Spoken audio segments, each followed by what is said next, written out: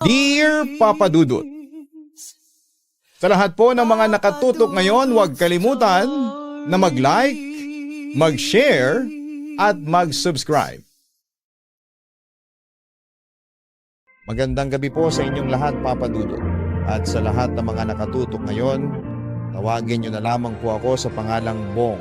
Ako yung tipo ng lalaki. Nakabaliktaran ng perfect dream guy ng mga pabebing mga babae na feeling mga prinsesa. Mabarkada ako at mabisyo. Ginagawa ko ang lahat ng maisipang kong gawin. Madalas ay umiinom ng alak at nagyoyosi kasama ang mga tropa ko na mas malalas pa sa akin. Ang patapong buhay. Tumatambay kami sa iba't ibang school para mang-chicks o sumipat sa mga hita at binti ng mga babaeng perpekto ang hubog ng katawan. Nakikipagbaka kami, siga sa kung saan saang lugar. Nakikipagtalik sa mga babaeng nakikilala namin. Ayaw ko ng commitment.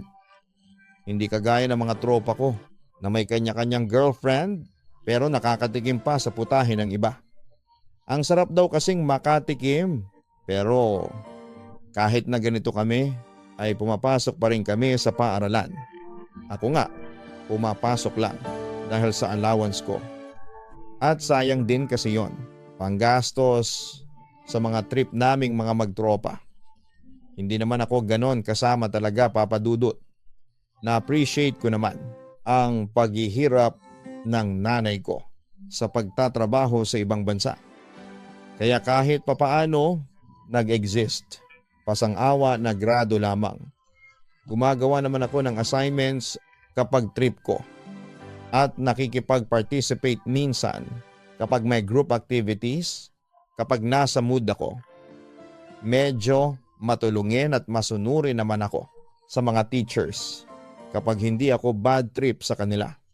Lahat kasi sila ay mga kontrabida, feeling mga Diyos. Akala alam ang lahat at ipinagmamalaki ko rin na always present ako kahit na madalas ay tulog sa klase. Kaya madalas din akong napapagalitan. At kung minamalas na guidance, sermon dito, sermon dyan. Siyempre, ako naman ay pasok sa isang tenga, labas sa kabilang tenga. Nasa huling baitang na ako ng high school noon. Pero ang nasa isip ko ay graduate pa kaya ako dahil mukhang sawa na kasi yung buong faculty member sa akin. Pero sana'y ipasa na lang nila ako para hindi ko na makita ang mga pagmumukha nila at hindi ko na marinig pa ang mga walang kwentang sermon at pangungutya nila at para hindi sila paulit-ulit sa pagpapaalala na sana hindi ka na lamang pumasok. Sakit ka lang namin sa ulo, hindi ba? Ang bobo nilang guro. Nyok, wag na raw akong pumasok.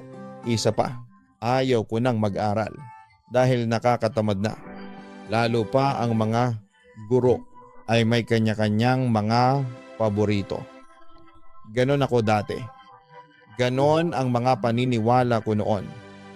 Ganon ako katamad. Pero sinimulan kong magbago dahil sa isang babae, si Gina. Nakilala ko siya dahil sa kaibigan niya, ang girlfriend ng isa sa tropa ko, kagaya ko. Sa isang private school din siya nag-aaral. Pareho kaming graduating. Kilala siya, Papa Dudut, sa buong campus nila dahil siyang student council president. Maliban sa katalinuhan niya, maganda rin siya. Hayop sa ganda. Ang lakas ng appeal, lalo na kapag nakangiti na. Ang mga labi niyang masarap halikan.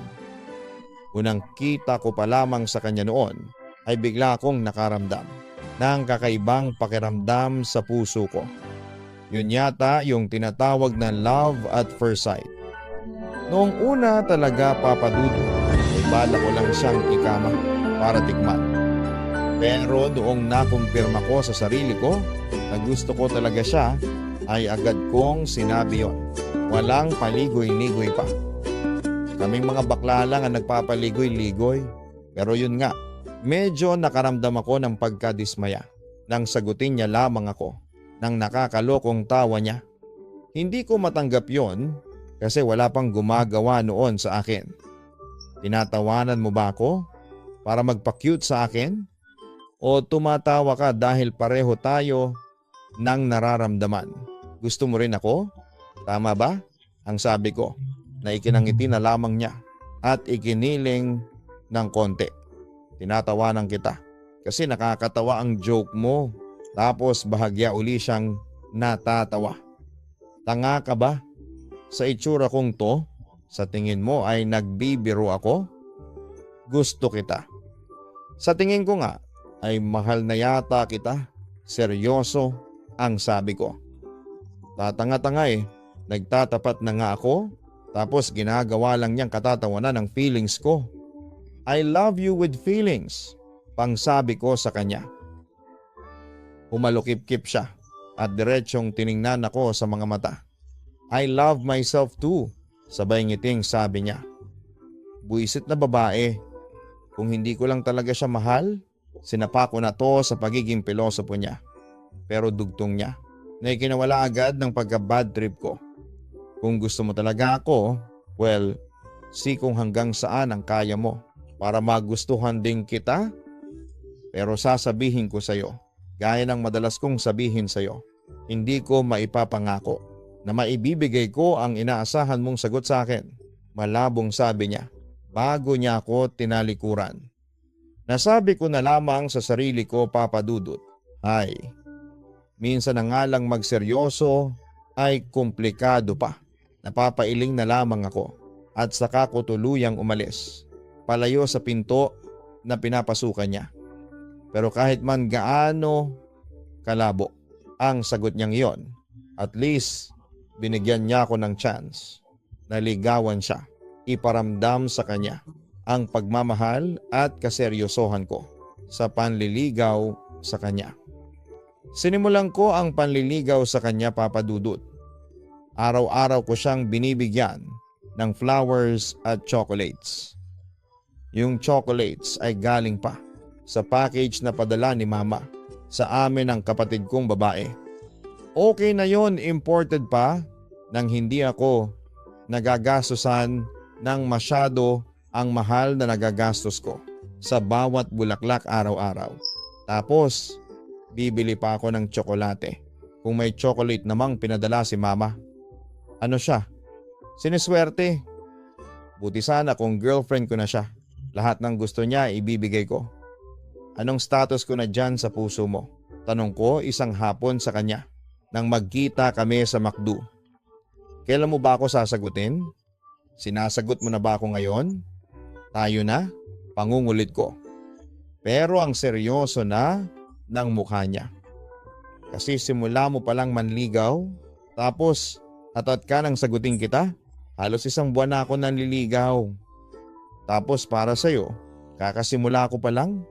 Pinaglalaruan mo yata ako eh. Diretsa ang tanong ko sa kanya. Ganito talaga ako, straightforward.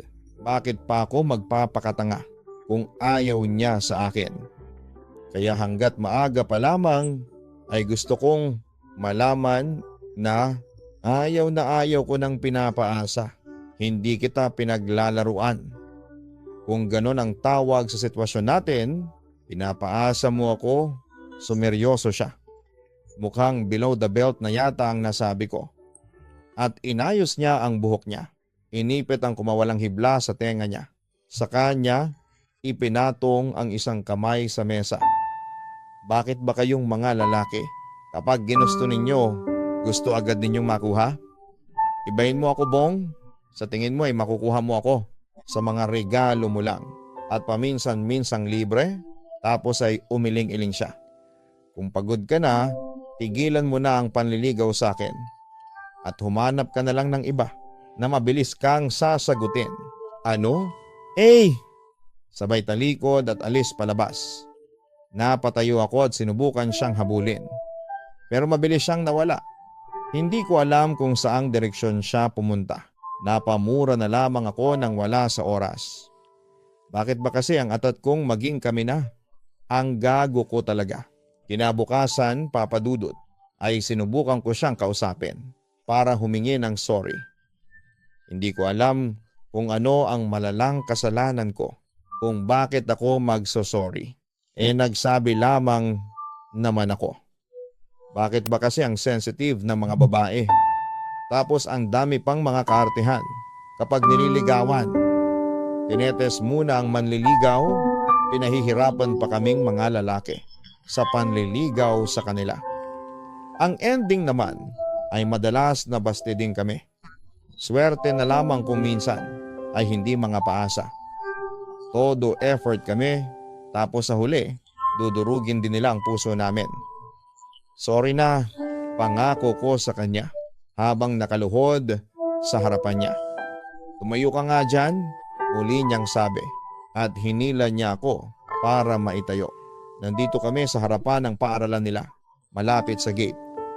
Parami na rin ang parami ang mga estudyante na nakatingin sa amin, lalo na sa akin. Karamihan ay may kumukuha na, patawarin mo na. At yung iba naman ay kumukuha pa yata ng video o litrato. Hindi ako tatayo dito hanggat hindi mo ako pinapatawad. Nagpa-cute pa ako sa kanya. First time kong gawin to, ang humingi ng sorry, lumuhod, magmakaawa ng konti at mas lalong magpa-cute. Ang putik ng feeling. Kung hindi ko lang talaga siya gusto, hindi ko to gagawin. Oo na, tumayo ka na nga dyan. Medyo naiinis, nasabi niya. Kulang na lang ay iwanan na niya ako dito. Napangiti ako at mabilis na tumayo. Sabay abot sa kanya ng dala kong mga bulaklak na kinuha naman niya. Pagkatapos bumuntong hininga. Hindi ako huminto sa panliligaw sa kanya, Papa Dudut. Araw-araw ay pumupunta ako sa paaralan nila. Tuwing uwian ng hapon ay nagmamadali akong puntahan sa paaralan nila para hintayin siya sa labas at ihatid sa bahay nila. Sa loob ng 2 buwan na panliligaw sa kanya ay ngayon lang niya ako pinayagan na ihatid siya hanggang sa bahay nila. Pero hindi niya ako pinapapasok. Ayos na rin yon. At least alam ko na kung saan siya nakatira. Dati-rati kasi hanggang sa kanto lang ng jeep niya ako pinapayagang ihatid siya. May mga nabalitaan ako hindi maganda tungkol sa iyo, Bong. Simula niya noong minsang mag-date kami. About what? Kunot noo kong tanong. Itinuro ko pa ang sarili ko. Tungkol sa akin? Gaya ng sinabi ko. Hindi maganda tungkol sa iyo. In-emphasize pa niya ang huli niyang sinabi. So, what's your point? Seryoso ka ba sa akin? Tanong niya na ikinatawa ko. Stop laughing. I'm serious. Pinigilan ko ulit na matawa. Nakakatawa lang kasi yung tanong niya. Ano bang klaseng tanong yan? Obvious naman kung ano ang sagot ko, syempre. Oo. Gagawin ko ba ang lahat ng efforts na ginagawa ko? At gagawin ko pa. Kung hindi ako seryoso sa'yo, tiningnan ko siya ng mabuti. Kitang-kita ko pa rin ang pag-aalinlangan niya kung totoo nga yan. Gusto kong magbago ka. Ani yan ay kinangiti ko ng bahakya. Muli siyang nagpatuloy sa pagsasalita at inisa-isa ang ayaw at gusto niya. Sa madaling salita, gusto niya akong baguhin. At kung hindi ko magagawa ang mga kondisyon niya, ay tigilan ko na lang daw ang panliligaw sa kanya. Pero grabe, ako? Babaguhin? Kailangan ko bang baguhin kung ano ako para lamang sa kanya? Papa Dudut. Paunti-unti kong sinubukang baguhin ang sarili ko dahil unti-unti na rin na lumalalim ang pagkakagusto ko sa kanya. Hindi na ako madalas natutulog sa klase. At hindi kagaya ng madalas kong gawin noon, gumagawa na rin ako palagi ng mga assignments at projects. Ako na mismo ang gumagawa at hindi na ipinapagawa sa iba. Lahat ng mga hindi magagandang gawain ko noon ay binago ko ang lahat ng yon. Maliban lang sa isa, sa gusto niyang gawin ko, ang layuan ng mga barkada ko. Hindi ko kayang layuan sila. Pero ang tanggihan ng mga gimik kasama sila. Yon ang ginawa ko para kay Gina. Naintindihan naman ng mga kaibigan ko na nagpapaka-good boy na ako. Pero hindi pa rin ako nakatakas sa panunukso at pangaasar nila. Kahit na ganun sila, ay suportado nila ang buhay pag-ibig ko. At habang tumatagal, Papa Dudut, ay tuluyang ko nang binago ang sarili ko. Nagbago ako dahil sa kagustuhan kong makita niya na nagbago na ako. Hanggang isang araw ay natagpuan ko na lamang na ang puso ko ay nasa kanya na. Tuluyan na akong nahulog sa kanya. Lumipas ang mga buwan at patuloy pa rin ako sa masugid na panunuyo sa kanya. At hinihintay na sabihin niya sa akin na gusto niya rin ako. Hanggang sa dumating ang araw na espesyal para sa lahat ng estudyante, ang graduation ceremony. At hindi ko inaasahan na isa ako sa mga makakatanggap ng diploma. May bonus pang ilang parangal at mga medalya. Lahat ng ito ay dahil sa kanya, kay Gina. Pareho ng araw at oras ang graduation ceremony nila at sa amin. Kaya pagkatapos kong matanggap ang diploma at mga parangal sa akin, ay mabilis na tumakbo at sumakay ng tricycle para puntahan siya. Balita ko ay siyang valedictorian sa paaralan nila. Gusto ko siyang i-congratulate at the same time ay magpasalamat at ialay sa kanya ang natanggap kong mga medalya. Pagdating ko sa paaralan na pinapasukan niya, ay nakiusap ako sa security guard na nasa bungad ng gate at gumawa ako ng palusot upang makapasok. Pinapasok naman ako agad. Nagtanong ako sa ibang mga nakasalubong ko kung saan ang gymnasium. Kaagad naman yung itinuro sa akin. Pero hindi ko inaasahan ang makikita ko ng mga oras na yon. Ang saya at pagkasabi na makita at makausap siya ay kaagad na napalitan ng pagkabigla at pagkalito sa mga nakita ko. Si Gina may kasamang lalaki. Sa forma at angas na nakikita ko ay sigurado kong malayo ang lamang nito sa akin. Bigla tuloy akong naliliit sa sarili ko. Magkahawak kamay ang mga ito na nagpapakuha ng mga litrato habang magkalapit pa ang mga mukha. At yung puso ko, Papa Dudut, pakiramdam ko ay pinipiga ng matindi habang pinapanood sila. Napahigpit ang pagkakahawa ko sa mga medalya at diploma ko. Gusto kong sugurin ang lalaking iyon at bugbugin, pero pinigilan ko ang sarili ko. Ilang sandali lang ay napansin ako ni Gina na nakatingin sa kanila. Kitang-kita ko ang pagkagulat sa mga mata niya nang makita ako. Hanggat may pagpipigil pa ako sa nararamdaman kong galit at selos, pabilis na akong humakbang palabas ng gymnasium. Bong? Bong? Teka, dinig na dinig kong tawag niya sa akin. Huminto ako sa paglalakad at nakayukom ang mga kamao. Mababanaag ang sakit na nadarama ng puso ko sa mukha ko. Pumunta siya sa mismong harapan ko. Tara, sa labas, mag-usap tayo. Aniya sa malamig na paraan, sabay hila niya sa braso ko.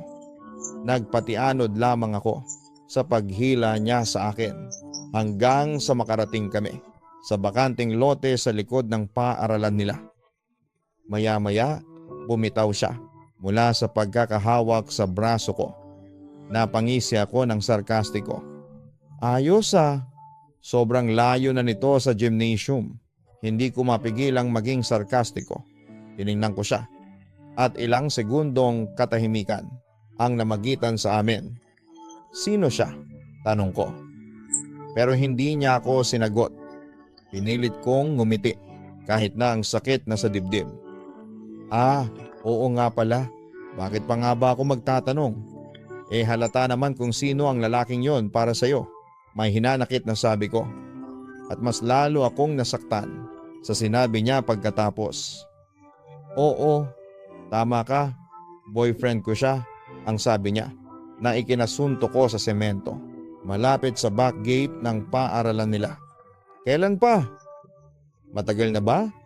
Ha? Puno ng hinanakit na tanong ko. Mahal naman kita. Akala ko ba mahal mo ako? Niloko mo ako. Ginawa mo akong tanga. Mahal kita, pero sa iba ka pala, sabi ko. Tiningnan niya ako ng diretsyo. Ano bang pinagsasasabi mo? Hindi kita niloko. Dahil una pa lamang ay hindi naging tayo. Walang tayo. Oo, mahal kita, pero bilang kaibigan lang. Matagal ko nang sinabi sa'yo na wala kang aasahan sa akin. Pero ikaw itong mapilit. Ikaw itong isinisiksik ang pag-ibig mo sa akin na paulit-ulit kong tinatanggihan. Kaya wala kang karapatan na akusahan akong niloko kita. Akala ko ba malinaw na sa'yo ang lahat? Akala ko ba okay na sa'yo na maging magkaibigan lang tayo? Pero anong ginagawa mo? Kitang-kita ko ang pagpatak ng luha sa mga mata niya. Mabilis niya yung pinunasan gamit ang mga kamay niya. Tama talaga ang mga friends ko. Hindi ka pa rin nagbago at wala kang karapatan para bakuran ako. Sino ka ba sa buhay ko? Tumigas ang ekspresyon ng mukha niya. Umalis ka na. Sorry ha, Gina. Sorry sa pagiging tanga ko, lalo na ng puso ko pagdating sa iyo.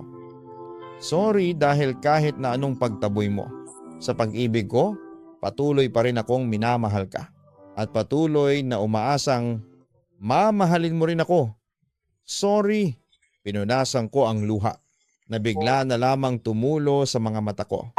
Pero sana, hindi mo na lamang ako pinaasa sa pamamagitan ng mga kondisyon mo dahil ang sakit lang. Ang sakit dito, inilagay ko ang kanang palad ko sa dibdib ko. Pinilit kong baguhin ang sarili ko para sa iyo. Iniwasan ko mga bagay na ayaw mo. Pero sa ngayon, naisip ko na lahat pala yon ay pagkukunwari lang. Malungkot akong ngumiti. At pinilit kong ngumiti para ipakita sa kanya na hindi ako ang talunan. Salamat dahil kahit pinaasa mo ako at iniwan sa ere at pinagmukhang tanga. Salamat. Ikaw ang dahilan para makagraduate ako. Salamat sa pagiging inspirasyon. Kahit na sandali lang, huminga ako ng malalim para pahupain kahit papaano ang bigat sa dibdib ko. Bago ko sinabi ang huling mensahe ko sa kanya, Happy graduation at congrats sa pagiging valedictorian. Matapos kong masabi yon sa kanya, ay nilampasan ko na siya at tuluyang iniwanan. Hinding-hindi na ako magmamahal pa. Yan ang pinangako ko sa sarili ko habang naglalakad palayo sa kanya. Siguro ngayon, hindi siya talaga para sa akin. Dahil kung mamahalin lamang niya ako, ang bagong ako, at hindi niya kayang tanggapin ang tunay na ako at ang mga mali ko, ay hindi siya nararapat sa pag-ibig ko. Hindi ko na kailangan pang ipagpatuloy ang pagpapakatanga ko sa kanya. 10 taon ang lumipas. Habang binabagtas ko ang daan, papasok sa gate ng paaralan kung saan ako nakapagtapos ng high school, ay hindi ko maiwasan na maalala ang naging buhay ko noong teenager pa ako. And each time I would recall that broken moment of my teenage life. Matagal na yon. Marami nang nangyari. Marami ng mga magagandang alaala ang tumabon sa masakit na alaala ng pagkawasak ng puso ko noon. Still, that memory was vivid. Tumingin ako sa itaas ng gate. May banner na nakapaskil doon. In-announce ang gagawing Christmas charity event para sa mga batang mag-aaral from grade school to high school na nagmula sa mga iba't ibang public schools sa aming lugar. Pagkatapos ay may pangalan na Guest of honor and speaker ang pangalan ko.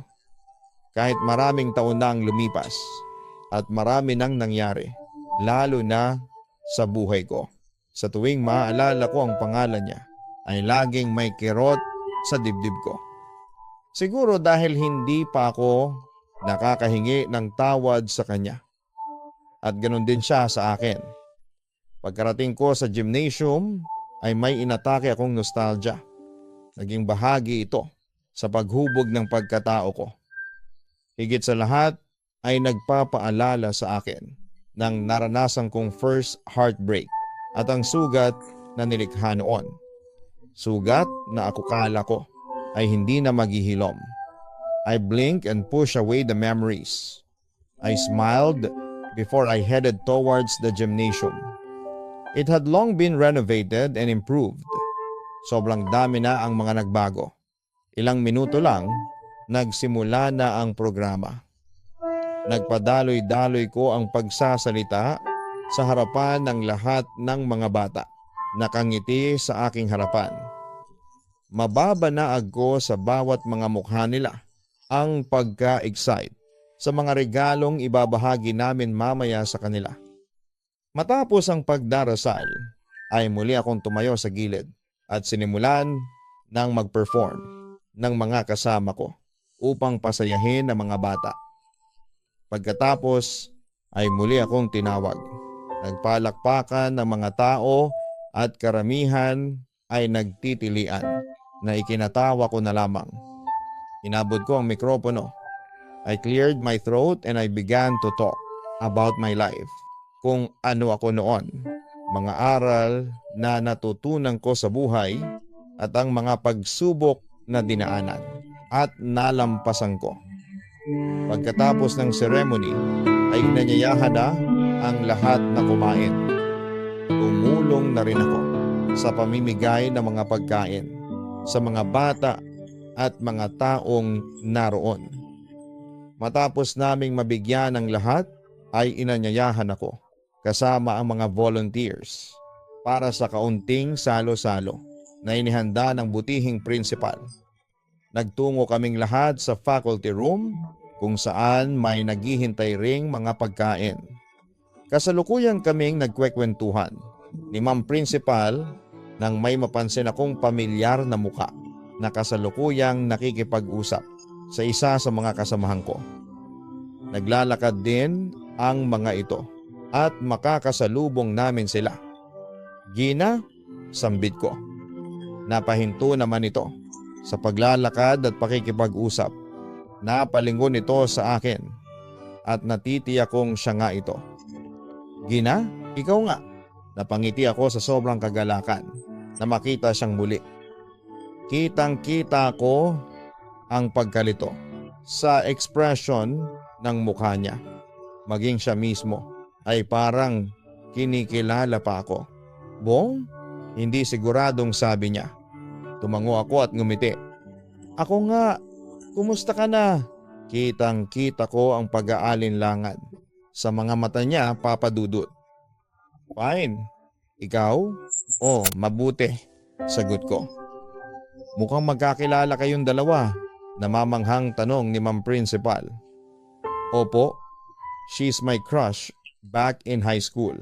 Sagot ko na ikinangiti ni Ma'am Principal at ikinailing sa akin ni Gina. Kitang-kita ko pa rin sa mga mata niya ang guilt. Pero bakit? Why don't we go inside? Yaya ni Ma'am Principal sa aming lahat. Sumunod kami sa kanya, papasok. At inanyayahan kami nitong kumuha ng pagkain sa buffet table. At nang matapos kaming makakuha ng pagkain, ay dumiretso ako sa mesa kung saan ay nakaupo si Gina. Pwedeng umupo? Napaangat siya ng tingin. Sure, aniya at ngumiti. Naupo ako paharap sa kinakaupuan niya. Nagsimula akong kumain at siya naman ay parang naiilang. Kaya kinausap ko siya. Gina, tawag ko. At napatingin siya sa akin. Bakit? Sorry nga pala sa mga nangyari noon. Simula ko. Ngumiti siya ng kaunti. Wala na yun sa akin. Ako nga ang dapat na mag-sorry kasi nasaktan kita noon. Marami akong nasabi na mga masasakit na salita na hindi ko talaga sinasadyang sabihin. Sorry ha, malungkot na ngiti siya pagkatapos. Napatawad na kita at maraming salamat dahil napatawad mo na ako. Sabi ko sa kanya. Kumusta ka na? Mukhang pumayat ka. Pagbibiro ko na kinatawa niya. Nako, sana nga ang natatawa. Masyado sa Canada, sobrang busy sa work, napaparami ang pagkain. Anong trabaho mo doon? Chef sa isang kilalang klaseng hotel. Sagot niya. Ikaw? Mukhang gumagwapo ka. Pagbibiro niya. Natawa ko. May asawa ka na? Girlfriend? Anong work mo? Aniya at muling sumubo. Ngumiti ako at buong pusong sinagot ang mga katanungan niya. Wala akong asawa o kasintahan, pero may nagmamay-ari na ng puso ko talaga. Sino? Ang Panginoon. Masaya kong paglingkuran siya at ibahagi sa lahat ang kanyang mga salita at aral. Isa na akong pare ngayon, Gina. Kitang-kita ko ang pagkagulat niya. Pare? As in priest? Nanlalaki ang mga mata niya. Oo, at napangiti ako sa nakita kong reaksyon niya. Sa nakalipas na mga minuto na magkasama kaming dalawa ni Gina, sa pangalawang pagkakataon na lamang kong dalaga pa siya at priority din niya ang kanyang pamilya. At tinanong din niya ako kung pwede siyang mangumpisal sa akin. At doon ko nalaman na ginusto niya raw talaga ako noon. Pero pinigilan lamang daw niya ang kanyang sarili dahil mga bata pa kami noon. At yung laking ka-holding hands niya noong graduation ay pamangkin niya na mas panganay pa sa kanya. Sabi din niya, hanggang ngayon daw ay crush pa rin niya ako. Pero malabo na raw ang forever sa aming dalawa dahil sa paglilingkod kay God ang naging forever ko. At sa araw na yon ay binigyan na naman ako ng Panginoon ng maraming blessings. At isa na doon ang kapatawaran naming dalawa ni Gina sa bawat isa. At alam ko na makikilala rin niya ang tamang lalaki na mamahalin niya at magmamahal sa kanya at makakasama niya sa panghabang buhay. Yours truly, Father Bong. Maraming salamat, Father Bong, sa pagsulat ninyo dito sa aking YouTube channel. Nakakatuwa na nagbigay kayo ng oras para makapagbahagi ng kwento ng inyong buhay. Pero mas nakakatuwa na natutunan ninyong magpatawad noon pa man.